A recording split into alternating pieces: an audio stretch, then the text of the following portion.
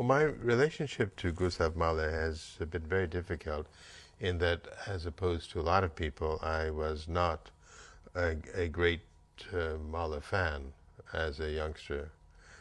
I found his music to be much too personal, and I found it at times offensive.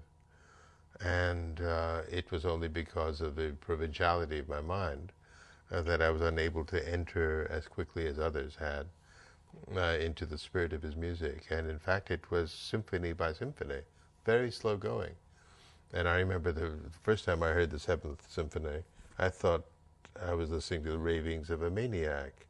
It sounded, the music struck me as being totally insane, and without any reason to be there, which speaks of how primitive my mind was at that time, because now I honor and revere everything he's written.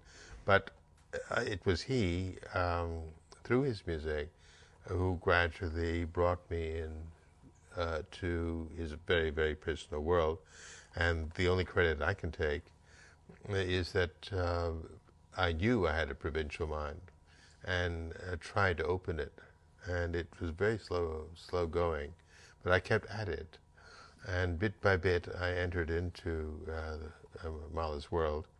And it amuses me to hear that I'm considered to be a Mahler interpreter of a certain value. I came to be one simply because I had no other choice. His music gradually seduced me. I was gradually brought into that world, very personal world, symphony by symphony, work by work, until finally I found myself one day, many, many years after my first rejection of many of his works, I found myself deeply indebted to the master for having opened vistas to me that I had no concept of, had no inkling could possibly exist. So Mahler's Seventh Symphony is a very difficult word to grasp, and anyone who feels put off or estranged is within his rights to feel that.